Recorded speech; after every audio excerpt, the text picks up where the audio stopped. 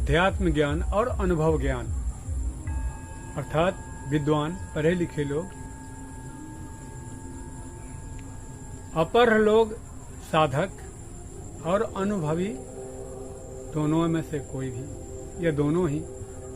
ये अनुभव ज्ञान क्या है? अनुभव ज्ञान को जानने के लिए अपने आप को सर्वसमर्पण अर्थात संपूर्ण सृष्टि का बोध त्यागना पड़ेगा। संन्यास रूप लेने से नहीं, वैराग रूप लेने से नहीं, गृह त्यागने से नहीं, विदेह क्रिया की ये चर्चा है कि शरीर से निकल करके फिर उस अनुभूति तक पहुंचने का ज्ञान अनुभव ज्ञान है। शरीर होते हुए आप 5 तत्वों का अनुभव ज्ञान कर सकते हैं। 2 प्रकार के अनुभव ज्ञान हैं, आंतरिक और बाह्य। आंतरिक अनुभव ज्ञान आत्मा के द्वारा है और बाह्य अनुभव ज्ञान जो है वो जीव आत्मा के द्वारा है। जीव आत्मा और आत्मा में भेद जानने के लिए बहुत अधिक परिश्रम करने की आवश्यकता नहीं है।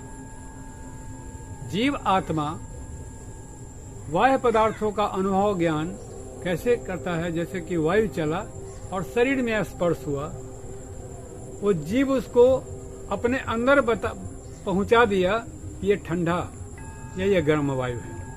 लेकिन अंदर का जो अनुभव ज्ञान है वो दूसरा है, वो है आनंद का विषय। आनंद किसे कहते हैं? वो आनंद ही जानता है। उसका वर्णन करने से किसी भी प्रकार का आप पे प्रभाव नहीं पड़ेगा। मान लिया कि किसी संत का, किसी ऋषि का, किसी महर्षि का, किसी योगी का हम नाम लेकर के बोलें कि उन्होंने ये अनुभव ज्ञान प्राप्त किया, उसे आपको कोई लाभ नहीं होगा। मुझे कोई उसकी जानकारी नहीं है, केवल बोलने में ही अपना उत्तीर्ण ज्ञान मानूंगा, जो कि अहंकार का स्वरूप होता है। अब शिव जी ने पार्वती जी को सुनाया, कहा हूं मां यह अनुभव अपना, एक हरि भजन। उनको कौन देखा हरि भजन करते हुए? एक हरि भजन, बाकी सब सपना। अर्थात अनुभव, उनका जो अनुभव था उसको इस शरीर से आप व्यक्त नहीं कर सकते। मैं रूप में जीवात्मा व्यक्त नहीं कर सकती, लेकिन अहम ब्रह्मास्मिन रूप में उसको व्यक्त किया जा सकता है। कब? जब उनकी अनुग्रह हो जाए। किनकी अनुग्रह? उनकी अनुग्रह, जिनका नाम नहीं है, जिनका रूप नहीं है, जो सगुण नहीं है और निर्गुण है। अर्थात जिसके अंदर में जरा भी गुण आविर्भाव हो गया, वो उस परम आनंद का वर्णन नहीं कर सकता है। लेकिन आज के इस कली काल में विद्या हासिल करके, शास्त्रों को पढ़ करके, वेद पढ़ के, पुराण पढ़ के, गीता पढ़ के, रामायण पढ़ के, कुरान पढ़ करके, बाइबिल पढ़ करके, हर आदमी अलग अलग रूप में अपने अपने मनोवृत्ति के कारण उसका वर्णन करते चले जा रहे हैं। वाणियों की कमी नहीं है, वैखरी वाणी में वाणियों की कमी नहीं है। चाहे जितनी मर्जी हो आप बोल लो, क्योंकि वैखरी वाणी, बिखरी हुई वाणी को कहते हैं। अगर मैं दक्षिण भारतीय भाषा की कुछ उन चीजों को आपके सामने परोस दूं, रखूं, तो आप यही कहेंगे ये कहाँ से सीखे, ये कैसे बोल रहे हैं? तो ये कहना पड़ेगा कि उनके संपर्क में आकर के। दक्षिण भारतीय भाषा में ओ न मू न रंड नाला अंच आर येट ये रूम पद पद, मैंने उंगलियों पे ही आपको ये गिनती करा दिया। ओ न मू न रंड नाला अंच आर येट ये रूम पद पद, अर्थात 10। अगर वहाँ की भाषा में ओन को 1 बोलते हैं और पद को 10 बोलते हैं, तो आप ये समझेंगे कि बहुत ज्ञानी है, बहुत विद्वान है। ऐसा कुछ नहीं है।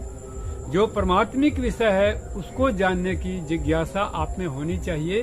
हे परमात्मा, ये मनुष्य जोनि जो प्राप्त होकर के हम संसार में आए, इसके लिए कोई विद्या की जरूरत नहीं है, कोई ज्ञान की जरूरत नहीं है कि बाहरी ज्ञान के द्वारा हम वहां तक परमेश्वर तक पहुंच सकते हैं।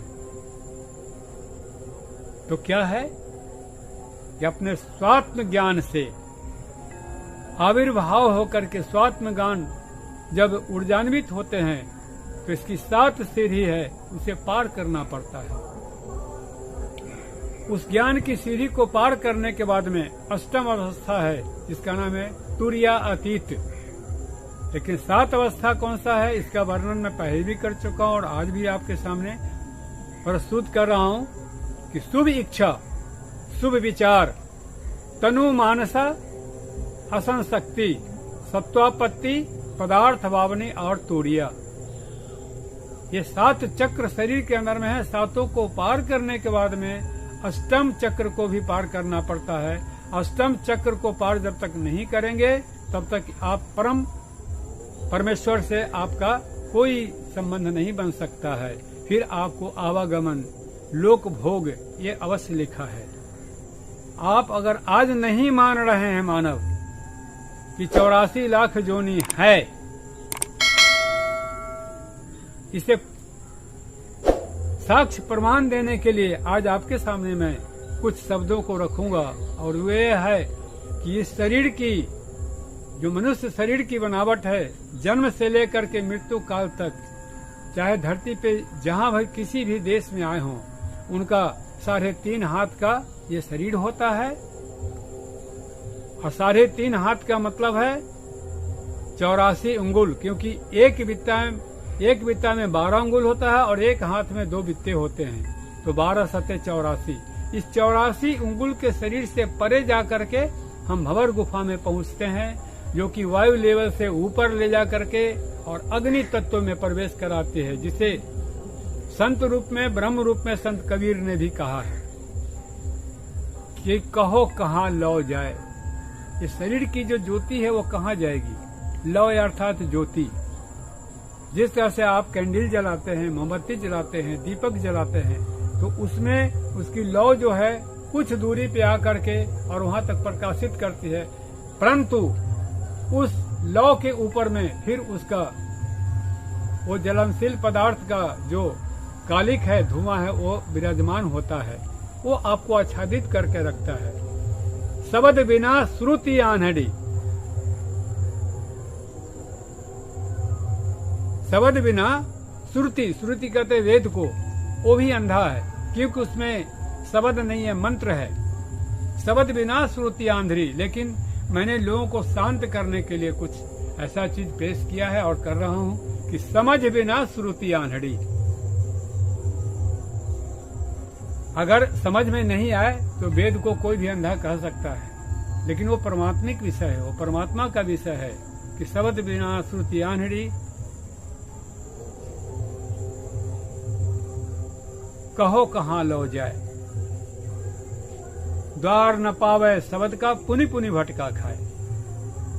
शब्द के द्वार कहाँ है? निरंजन पार है। इसलिए आप लोगों सतर्क होकर के वैसे लोगों से, ये निंदा की बात नहीं है, निंदा का विषय नहीं है, वैसे लोगों से संभल करके कि जो लौकिक भोग नहीं आप लोगों को भरमा रहे हैं या भरमाएंगे, उनसे बचना पड़ेगा।